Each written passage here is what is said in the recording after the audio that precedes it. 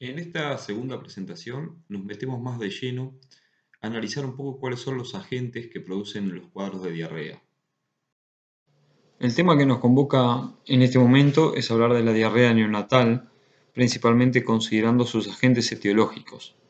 Para eso vamos a volver a recordar nuevamente que la diarrea neonatal es una enfermedad multifactorial en la cual nunca debemos perder de vista que no solamente son los agentes etiológicos los factores principales del problema, sino que el ternero y su condición, o sea, el ternero, su medio ambiente, su entorno, su capacidad de respuesta inmunológica frente a determinados agentes, es en gran parte lo que define a veces la presentación e incluso la severidad y la gravedad de estos cuadros de diarrea. En la presente diapositiva podemos ver los agentes que ocasionan estos cuadros de diarrea y vamos a ver que la mayoría de las veces, o en muchos cuadros, más de un agente está asociado entre sí.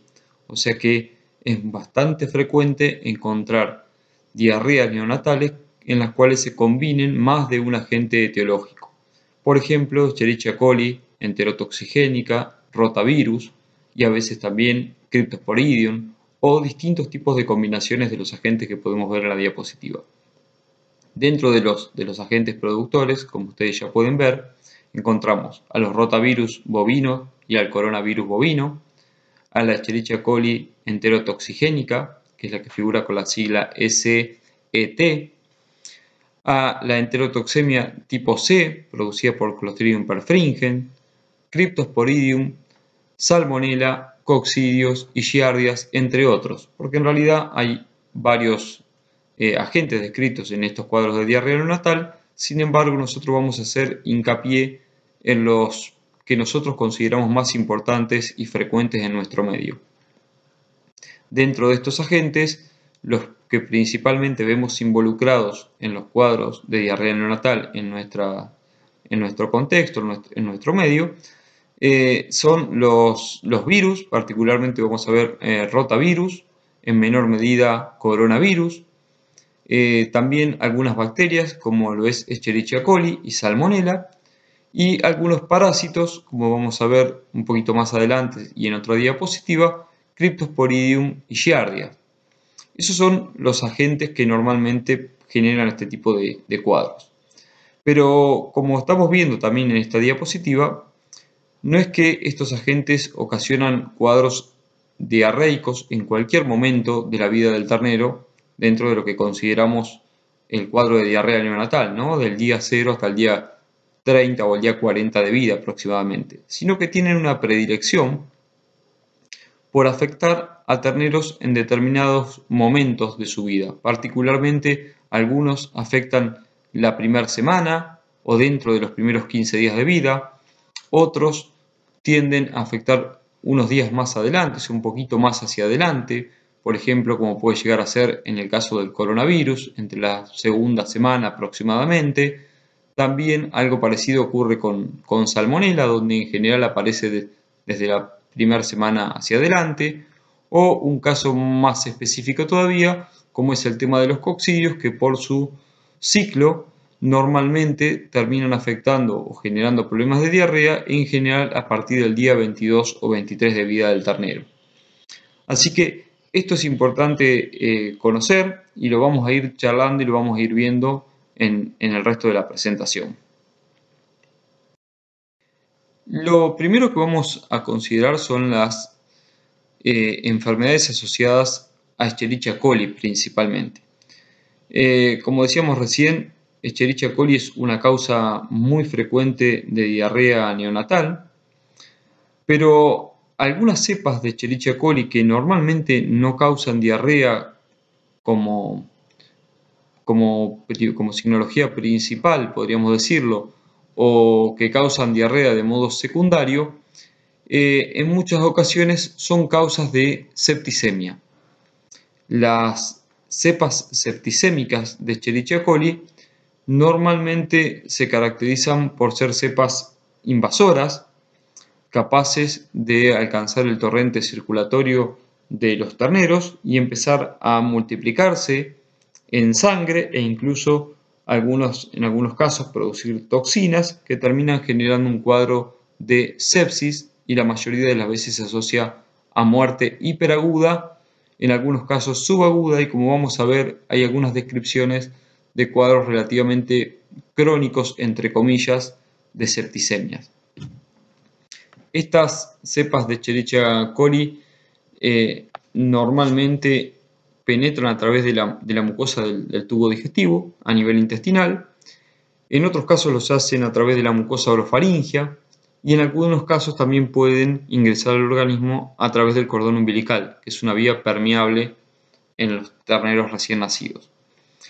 Los cuadros de septicemia neonatal, que no son pura y exclusivamente provocados por Escherichia coli, aunque es la bacteria más comúnmente aislada, también pueden ser generados por salmonela, por estafilococo, entre otras bacterias. Estos agentes en general afectan más que nada a terneros que tuvieron una falla en la transferencia pasiva de inmunidad, o sea, terneros mal calostrados. Normalmente terneros que no calostraron son altamente susceptibles a la septicemia y son los que primero se ven afectados y normalmente con cuadros bastante severos y normalmente muriendo. Los signos clínicos que podemos observar en los cuadros de septicemia son bastante inespecíficos. A veces el animal puede presentar alguna signología de tipo neurológica, con temblores, con caídas, a veces con algún tipo de opistótono o movimiento de los ojos de tipo estrabismo. En algunos casos, como decía hace un ratito, puede ser que se pueda llegar a observar algo de diarrea, pero no es la característica principal. Lo más común es que uno se encuentre con terneros muertos relativamente de golpe, o sea que normalmente uno recorre la mañana, los terneros estaban bien, cuando transita o cuando va de nuevo a la tarde a darle la leche aparecen animales muertos. Las lesiones de necropsia en general tienden a ser bastante inespecíficas, más que nada cuando los cuadros son hiperagudos.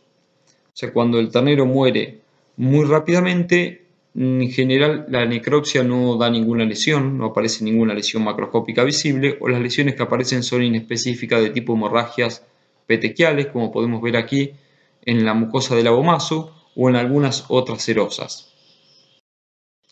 En algunos casos también podemos ver terneros que no mueren tan rápidamente y tienen algunas horas de sobrevida, y podemos ver en esta imagen, por ejemplo, linfonodos aumentados de tamaño, reactivos, edema en las extremidades.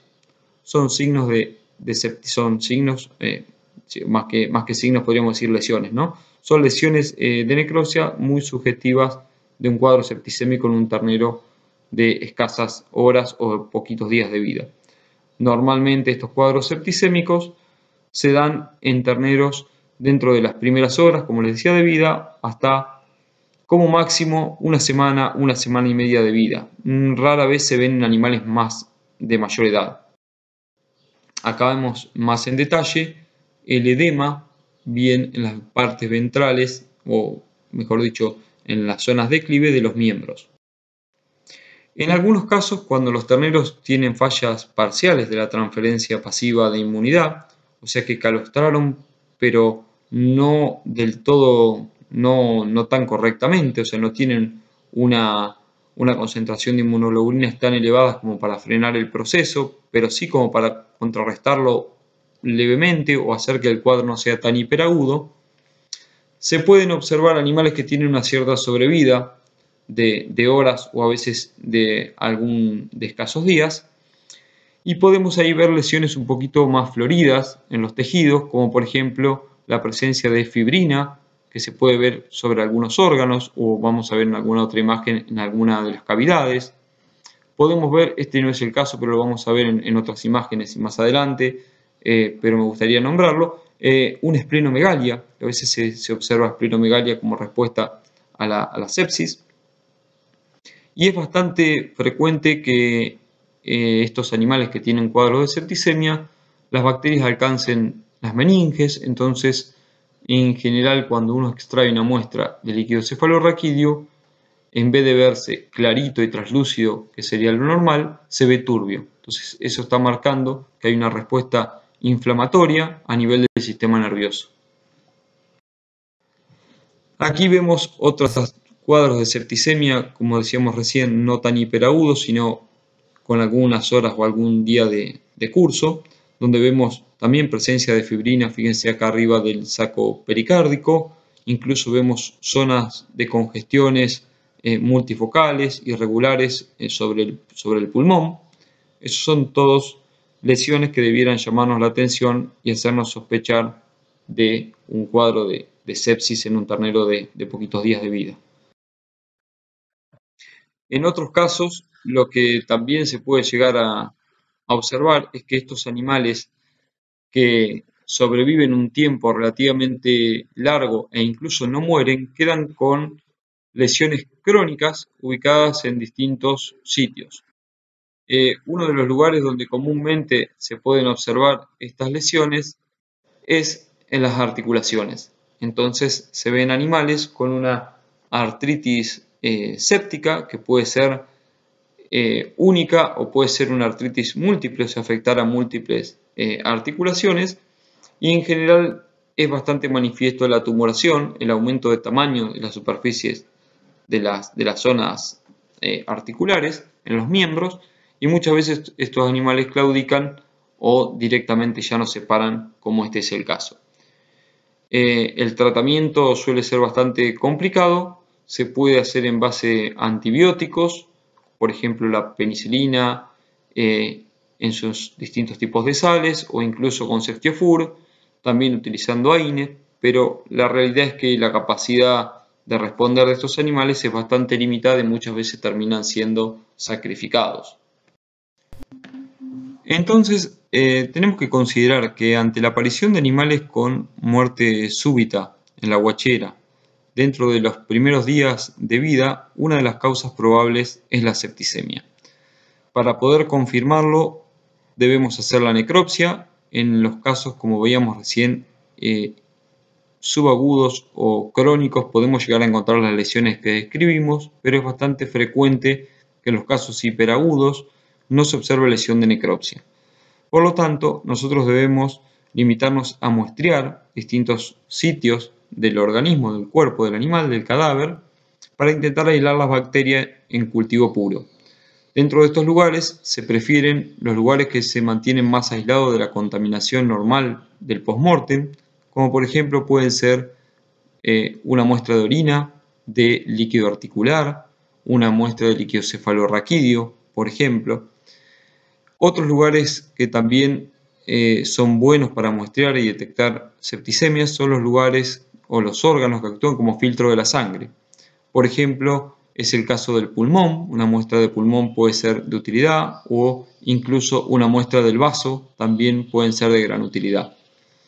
En algunos casos específicos, también particularmente en el caso de salmonela, podría ser la muestra de bilis, como lo vamos a mencionar más hacia adelante, pero la bilis también puede ser una buena muestra para estos casos de septicemia.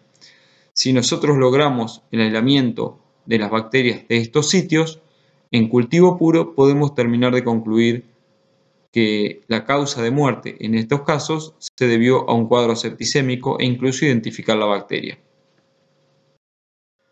Bien, ya habiendo hecho referencia a las cepas de Escherichia coli con capacidad invasora y de producir septicemia, ahora vamos a hacer foco sobre las cepas que son propias del intestino y son productoras de diarrea. Dentro de estas cepas encontramos las cepas enterotoxigénicas, las cepas enteropatogénicas, veroxitoxigénicas, y dentro de estas que se incluye un subgrupo que son las Escherichia coli con cepas que son enterohemorrágicas. Dentro de estas, las que más se conoce y sobre las que más se ha estudiado su mecanismo patogénico son las cepas enterotoxigénicas, que son las que más vamos a describir a continuación. En general, estas cepas enterotoxigénicas vamos a ver que afectan a terneros normalmente entre los 3 y 7 u 8 días de vida, y en muchos casos, como hicimos mención para todos estos cuadros de diarrea neonatal, se ven favorecidas o se asocian a otros agentes patógenos como por ejemplo los rotavirus o incluso Cryptosporidium. Si vemos un poco y hacemos un recordatorio de cuáles son los factores de patogenicidad que presentan en general las cepas de Escherichia coli, como para comprender mejor cuando leamos la bibliografía a qué hace referencia cada una de las letras particularmente y de los signos que vamos a estar observando, podemos decir lo siguiente. Dentro de los factores principales de patogenicidad vamos a encontrar antígenos capsulares, que son los que le dan la protección a la bacteria, que se denominan con la letra K, como lo ven ahí, seguido de un número. Los factores fibrilares, que son los que le permiten adherirse a la bacteria. Dentro de estos vamos a ver que se conocen, o estos mejor dicho, se conocen con la letra F seguida de un número. Los más característicos de las cepas enteropatógenas son los factores F5, que vamos a ver que ese factor fibrilar F5 y en algunos otros casos el F41 le permite a la bacteria adherirse a sitios específicos del intestino. Ahora lo vamos a ver un poquito más hacia adelante. También tienen factores flagelares que le dan la movilidad, que se denominan con la letra H y un número.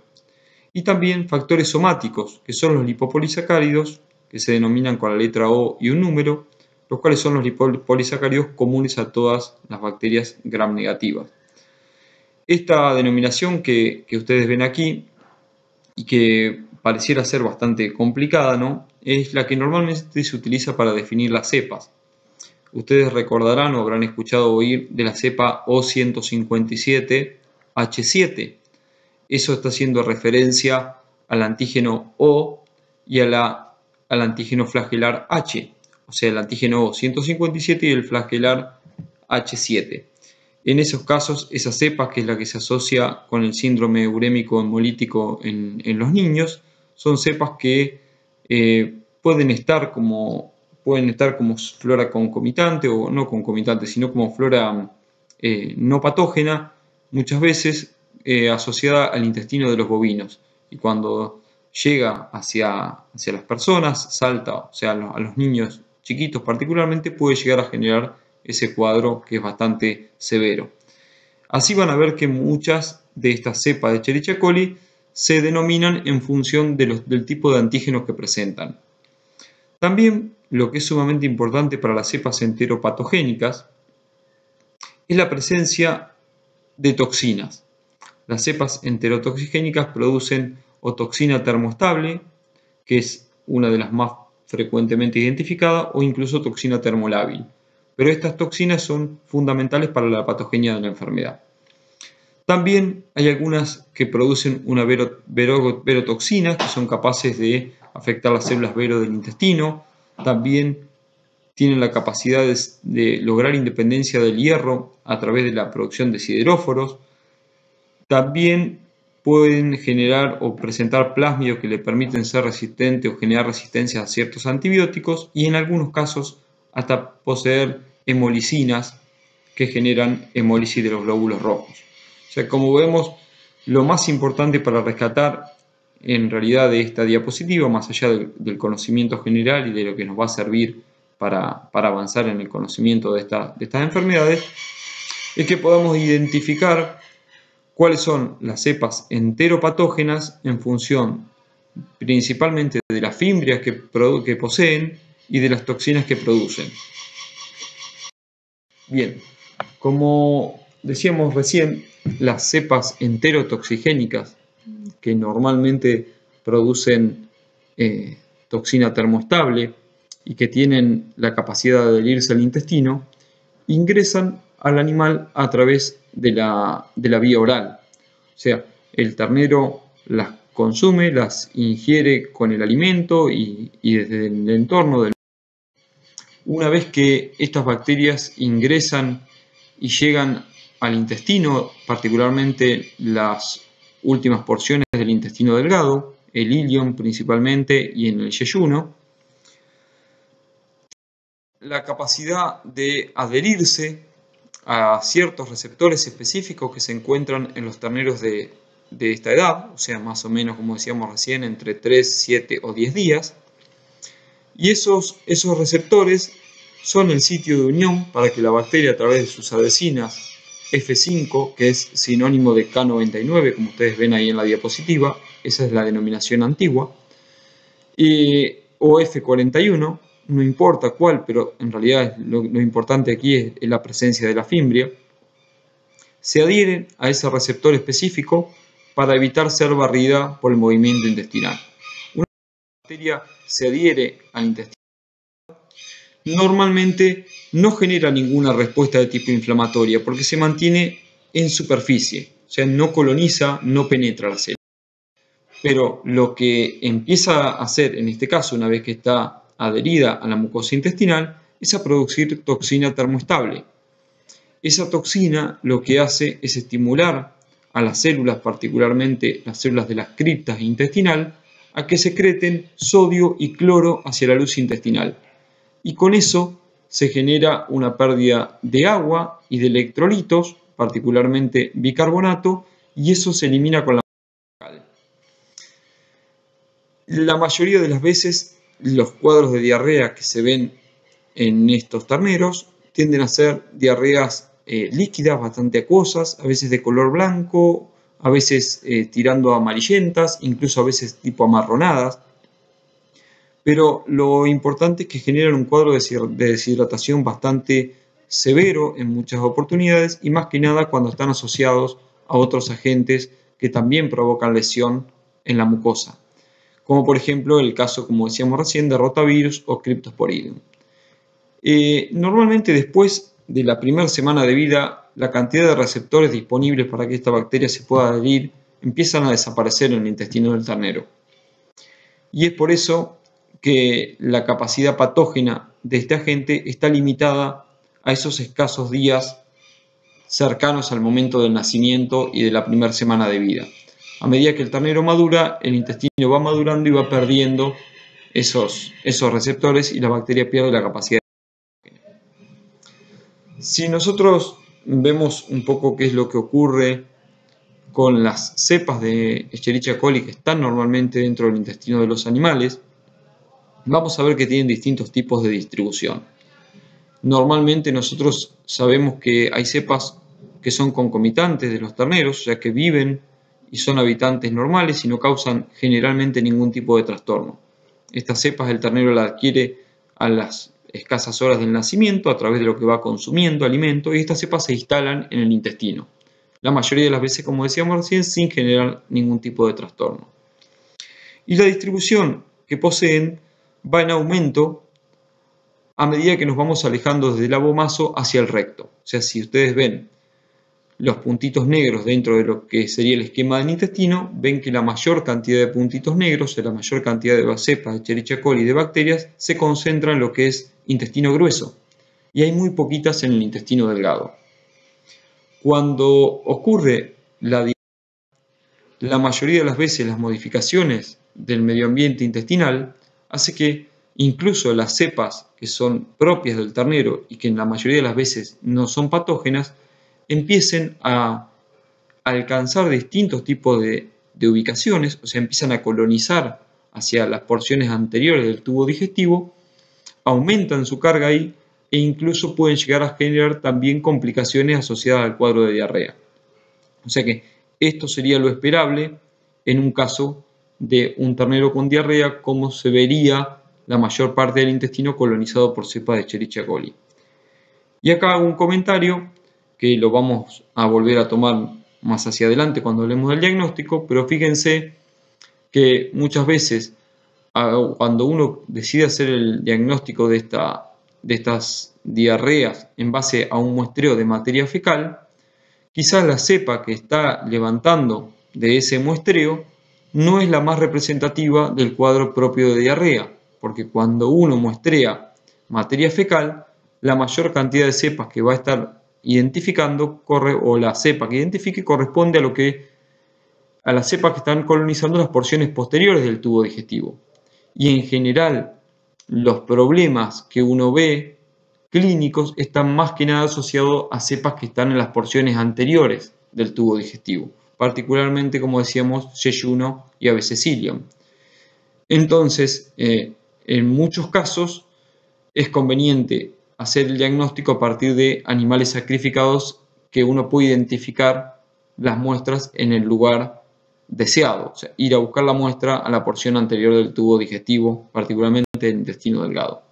Pero eso por ahora dejémoslo ahí, pero tengámoslo presente más adelante cuando hagamos el diagnóstico.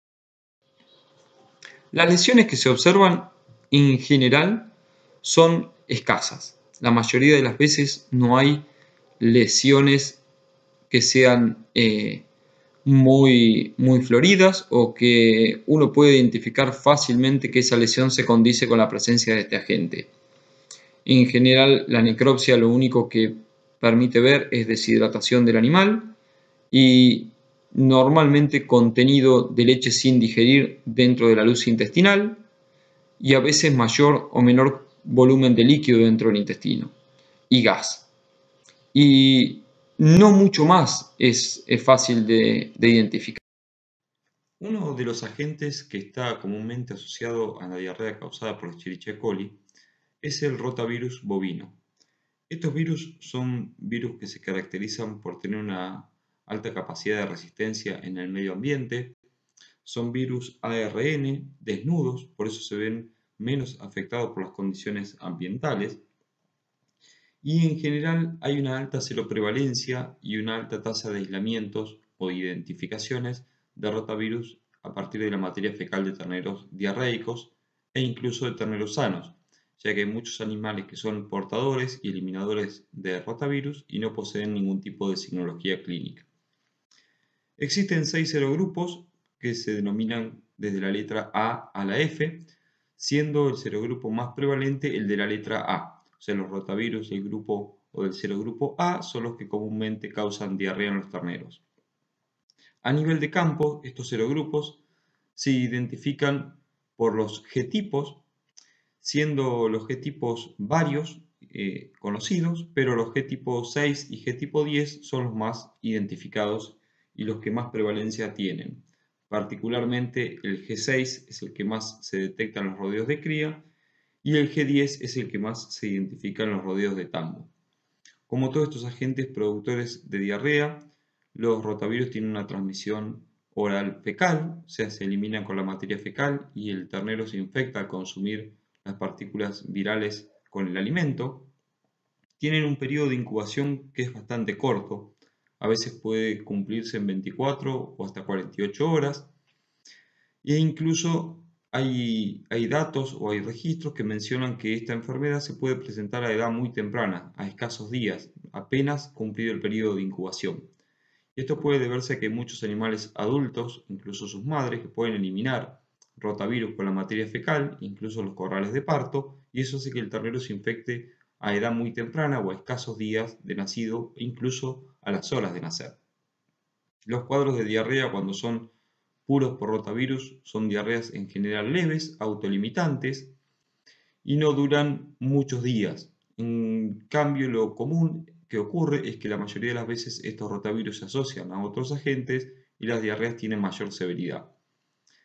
Estos virus afectan a las células principalmente, o podemos decir, vamos a ponerlo más en valor absoluto, que afectan específicamente a las células del intestino delgado, particularmente lo que es yeyuno e ilion, y más que nada todo lo que son las células diferenciadas, o sea, todo lo que son las células de la vellosidad intestinal. Colonizan, penetran estas células y van generando muerte y descamación de estas células, por lo tanto bajan la capacidad de absorción del intestino. Eso hace que el contenido intestinal no pueda ser absorbido y empiece a actuar por efecto de ósmosis, atrae agua y se genera una diarrea mal absortiva. Lo que se ha observado es que estos virus producen la lisis celular, aparentemente porque poseen una enterotoxina que se denomina NSP4, y esta enterotoxina lo que va haciendo es, como les decía recién, matando y generando necrosis y escamación de cada una de las células de la punta de la vellosidad, que son las células diferenciadas con capacidad absortiva. y esas células absortivas que se van descamando van siendo reemplazadas por células de la cripta, pero esas células hasta que no maduran no tienen capacidad de absorción. Entonces es por eso que este virus va ejerciendo su efecto patógeno. Si vemos un poquito qué es lo que ocurre con el coronavirus, que es otro agente que está muy asociado a los cuadros entéricos, podemos decir que el coronavirus es un virus bastante menos prevalente en los cuadros de diarrea, al menos en nuestro país. Se lo ha identificado bastante poco. Son también virus ARN y eso, lo mismo que el rotavirus, le permite ser virus bastante resistentes al ambiente. Lo que tienen de diferencia con los coronavirus es que son virus antigénicamente mucho más estables, o sea, no tienen tanta capacidad de mutación como sí tiene el rotavirus, que son virus que antigénicamente rotan mucho, y eso hace que normalmente cuando uno intenta prevenir estas enfermedades utilizando una vacuna, el resultado de la vacuna, en el caso de los rotavirus, no sea tan efectivo, entre comillas, como pasa con los coronavirus, ya que, como decíamos recién, debiéramos identificar qué cepa de rotavirus está actuando para poder utilizar la vacuna adecuada. En cambio, los coronavirus nos dan cierto margen de mayor tranquilidad porque tienen, como decíamos recién, menos capacidad de mutación genética. Son también agentes que se transmiten vía fecal oral y en general provocan diarreas que son más severas que las ocasionadas por rotavirus.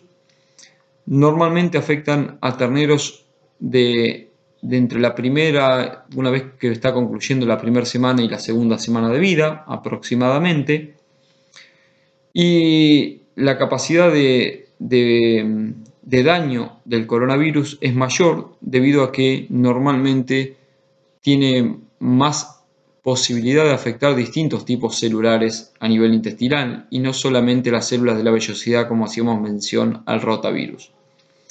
Coronavirus puede afectar, y de hecho afecta, tanto a intestino delgado como a intestino grueso. Una gran diferencia.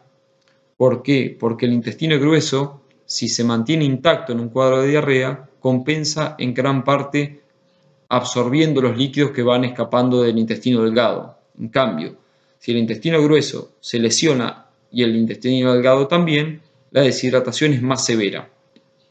Y además, coronavirus suele afectar a células de la cripta, o sea que son las células indiferenciadas que van a ir dando origen a través de una migración hacia las células de la vellosidad, que son las células que tienen capacidad absortiva. Entonces, al lesionar la base, por decirlo de alguna forma, del intestino, las células de la cripta, genera una lesión más severa, más cercana a los vasos sanguíneos y que a veces puede ir acompañada de algo de hemorragia. Entonces, cuando se combina el rotavirus, como decíamos recién, con una lesión profunda y severa de varias porciones anatómicas del intestino, con un rotavirus o con una cepa de Escherichia coli, el cuadro de diarrea es muchísimo más severo y la probabilidad de muerte del animal es mucho mayor por deshidratación y shock. ¿Cómo afectan? Bien, como decíamos, ¿no? Ingresan vía oral. El rotavirus principalmente va a afectar a la vellosidad, que son las células diferenciadas con capacidad absortiva, pero estas células se van a descamar, las del intestino delgado, y van a ser reemplazadas por las células de la cripta que van migrando. Y si el ternero tiene el tiempo suficiente de sobrevida y no tiene una complicación secundaria, en general esta enfermedad tiende a ser autolimitante. Como la mayoría de estos agentes, cuando se los toma de forma aislada, se tienden a autolimitar.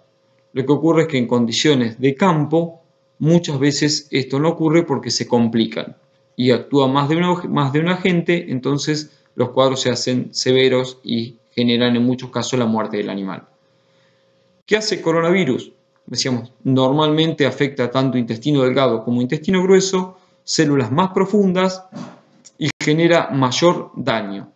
Si uno pudiera ver gráficamente qué es lo que ocurre con las vellosidades del intestino cuando son afectados por estos virus, va a ver que las vellosidades se tienden a barrer, se tienden a apelmazar, se unen unas con otras, lo que hace que disminuya la capacidad de absorción intestinal, empieza a quedar parte de la ingesta sin digerir, sin absorber, y esa ingesta dentro de la luz intestinal genera un efecto osmótico, y ese efecto osmótico normalmente se manifiesta con el cuadro de diarrea.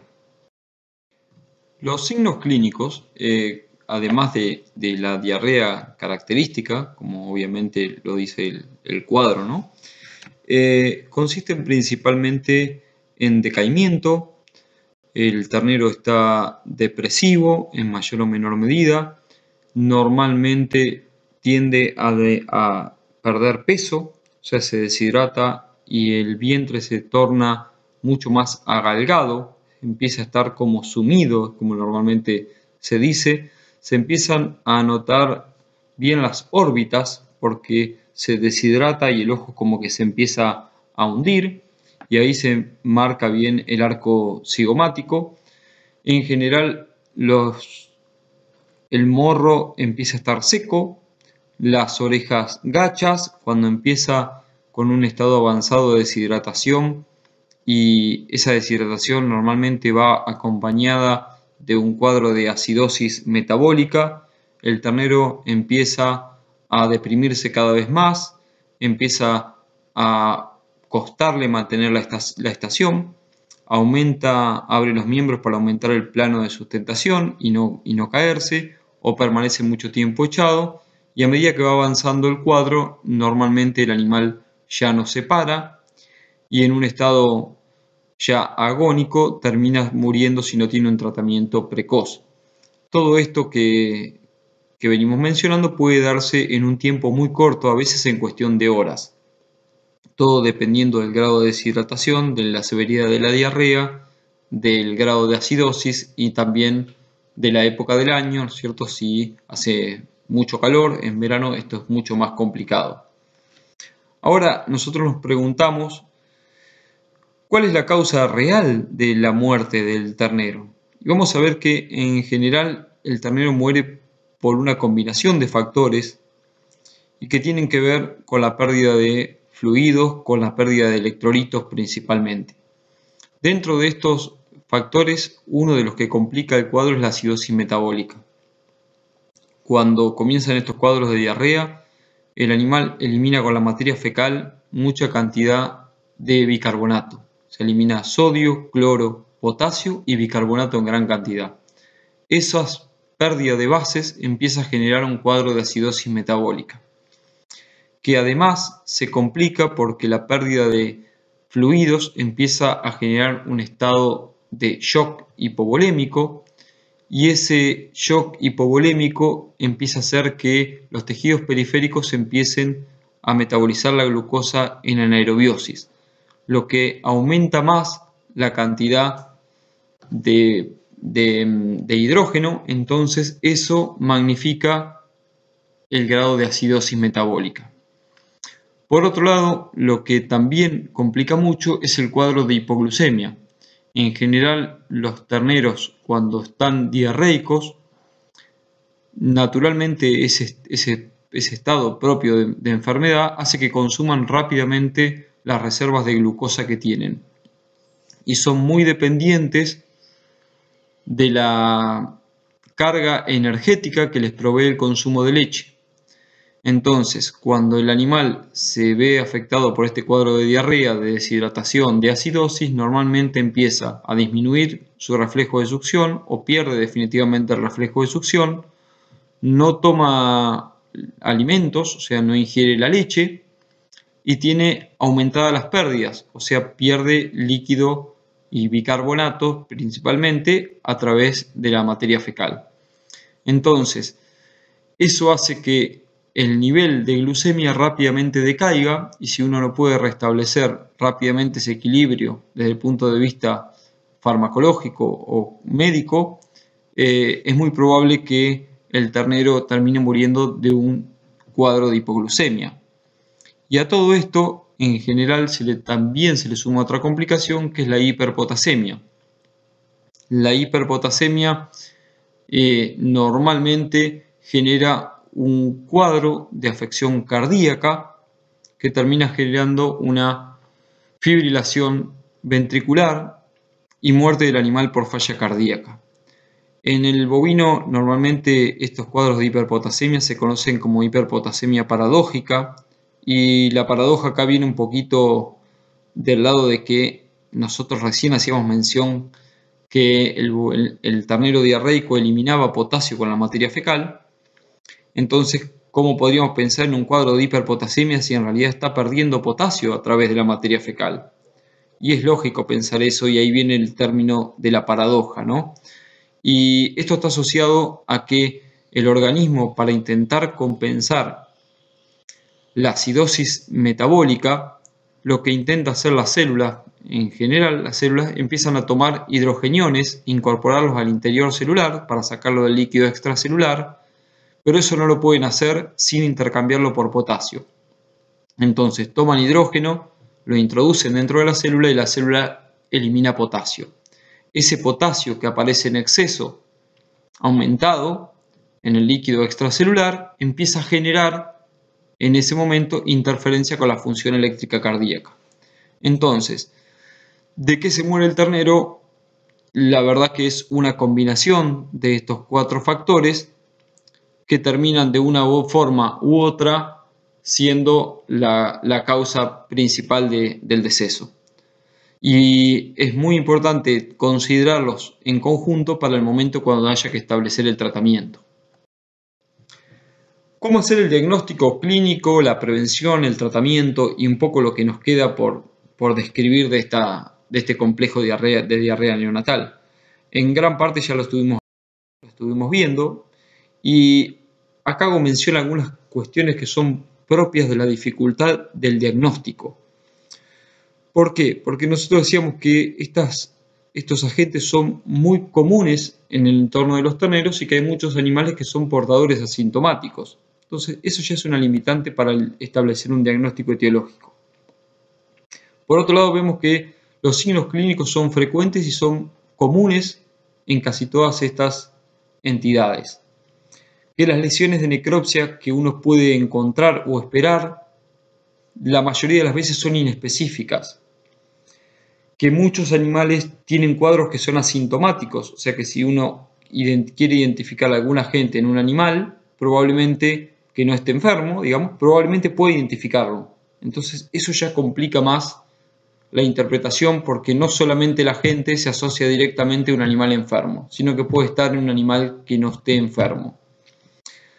Que están causadas estos cuadros por múltiples agentes, y la mayoría de las veces por combinaciones que nosotros a priori desconocemos, y que además hay una interacción muy fuerte de factores extrínsecos e intrínsecos que predisponen a la infección. Por ejemplo, como decíamos en la primera parte de la charla y en la introducción, en la falla de la transferencia pasiva de inmunidad como uno de los ejes claves que predisponen a la aparición de esta enfermedad.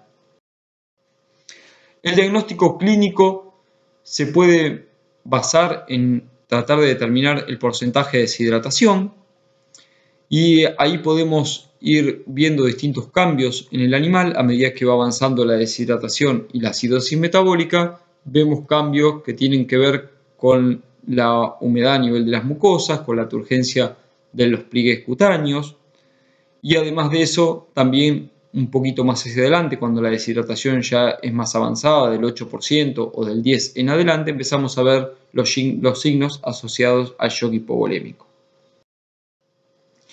Como dijimos, no solamente la pérdida de líquidos, sino la pérdida de electrolitos es sumamente importante en este cuadro de diarrea, y la diarrea normalmente va acompañada de acidosis metabólica.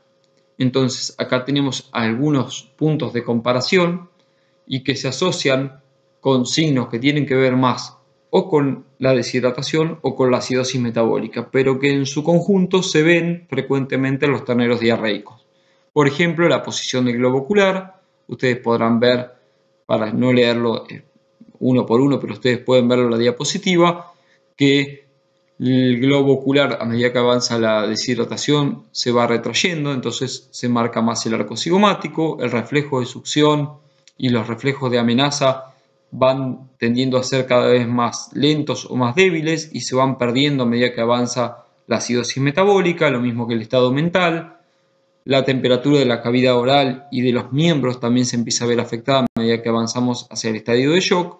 Y todos estos son indicadores clínicos que nos permiten establecer un diagnóstico y en parte el pronóstico de ese animal. Aquí tenemos, por ejemplo, fíjense, imágenes de un ternero ya con una deshidratación avanzada, generalmente mayor al 10%, donde ya no mantiene la estación.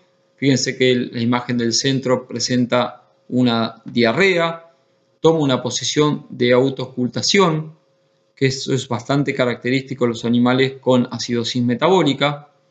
Y fíjense el hundimiento del globo ocular o el grado de enoftalmia. Esa enoftalmia se puede medir en milímetros y también puede utilizarse como una medida de correlación para tener en cuenta el porcentaje de deshidratación en base a cuántos milímetros se separa el ojo de la órbita. El diagnóstico etiológico en algunos casos es de utilidad y en otros es relativo.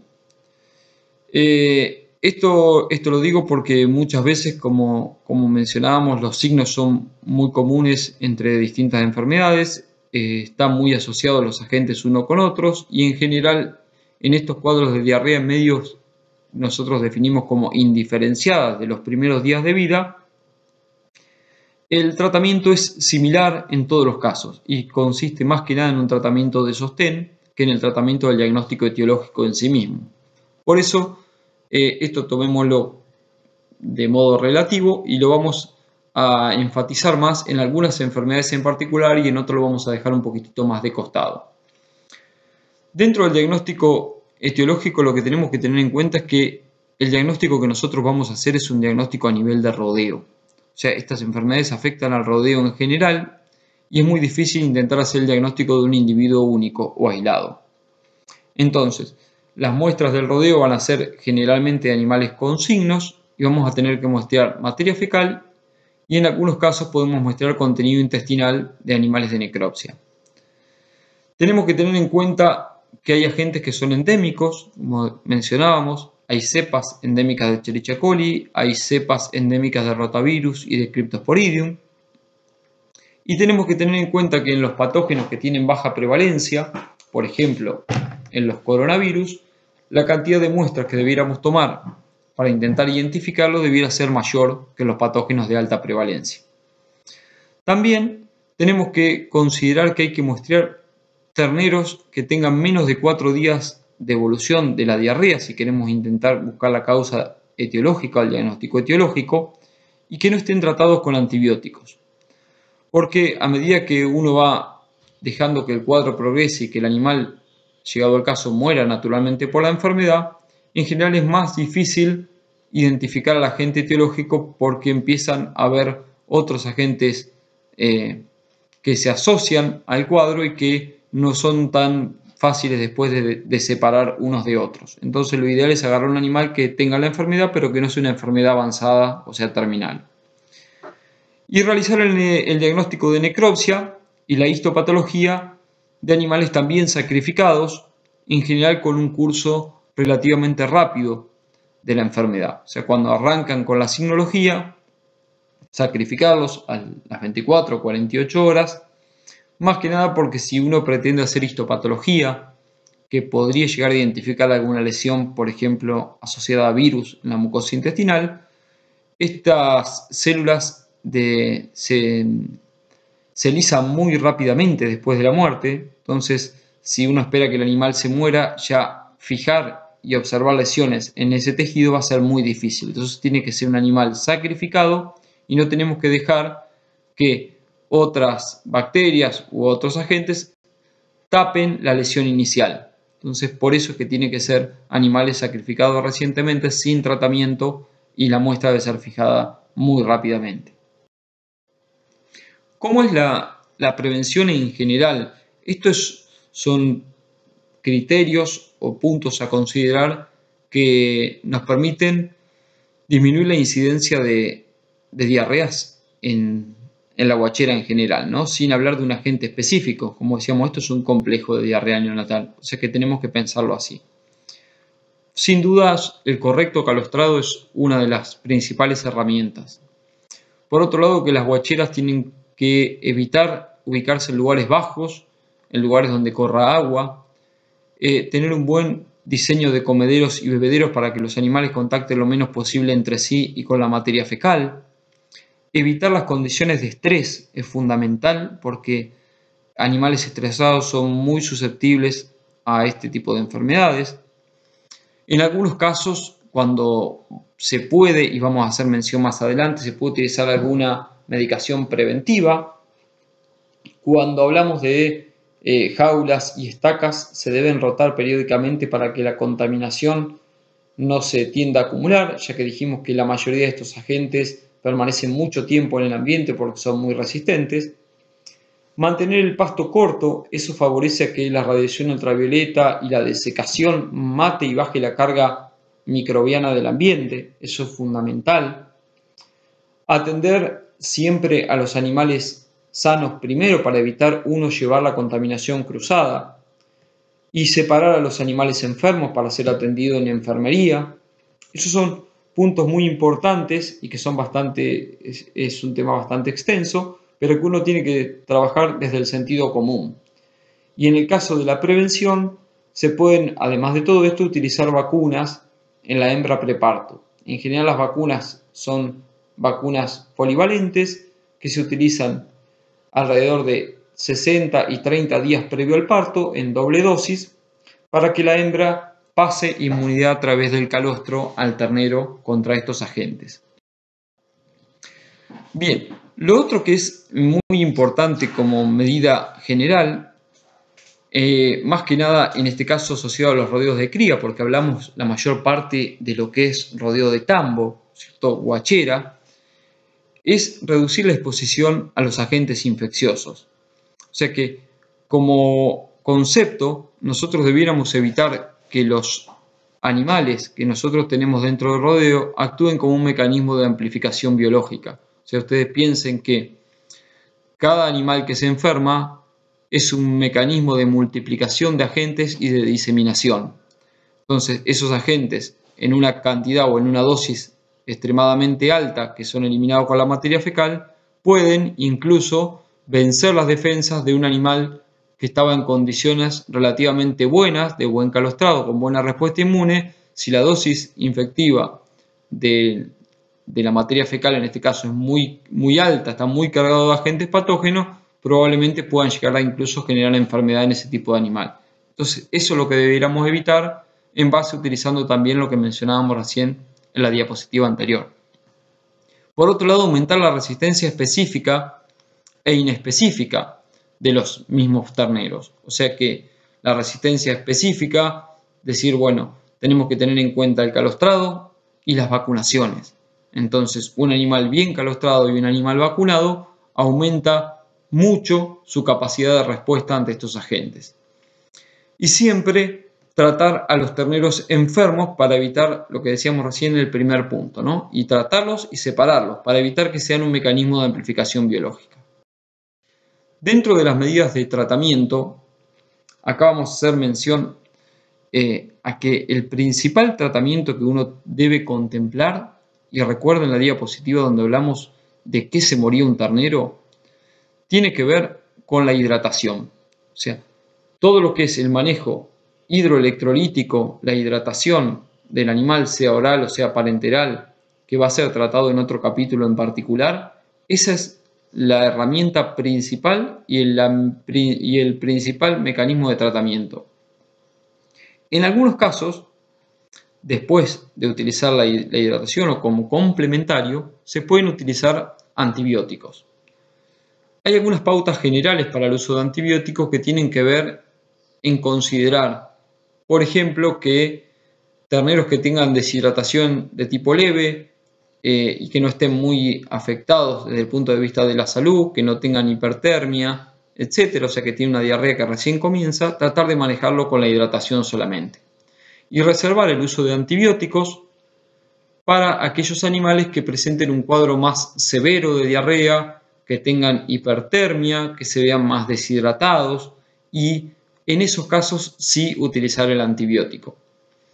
Pero hay toda una discusión en torno al uso del antibiótico y de ninguna medida el antibiótico es la primera línea de ataque que uno debiera utilizar para contrarrestar el efecto de las diarreas. Siempre es la hidratación la herramienta principal. Después hay muchos productos como antidiarreicos, absorbentes, protectores, antioxidantes, algunos antiinflamatorios que se utilizan, particularmente el flumexin de melumine se utiliza bastante en el tratamiento de las diarreas por tener un efecto antiendotóxico y además porque muchas veces le ayuda a paliar el dolor a los terneros, entonces les mejora el estado de ánimo, les baja la fiebre y favorece a que consuman alimento, por ejemplo la leche. Entonces eso ayuda un poco al tratamiento en general. Las diarreas leves o moderadas normalmente se tratan con fluidoterapia oral. Es lo más recomendable. Siempre mantener el agua ad libitum y se debe seguir este procedimiento hasta que uno note que va mejorando la consistencia de la materia fecal. En el caso donde la diarrea es más grave o complicada, con decaimiento, hipertermia u otras enfermedades, la fluidoterapia normalmente que se debe utilizar para recomponer la salud del ternero es la fluidoterapia endovenosa y ahí sí es recomendable utilizar antibióticos como por ejemplo florfenicol, cestiofur o sulfas. Estos antibióticos muchas veces están más que nada orientados a evitar la bacteriemia secundaria, que ocurre muchas veces en terneros que tienen estos cuadros graves de diarrea y que aumenta la tasa de mortalidad. Y como les mencioné, dentro de los AINE, el flumexin de melumine también es una herramienta complementaria para el tratamiento de estos cuadros de diarrea. Y como prevención, como les había mencionado anteriormente, lo que más comúnmente se utiliza son las vacunas polivalentes que se utilizan en vaquillonas 2 dosis previo al parto, 30 y 60 días previo al parto, y en vacas una dosis previo al parto, unos 30 días.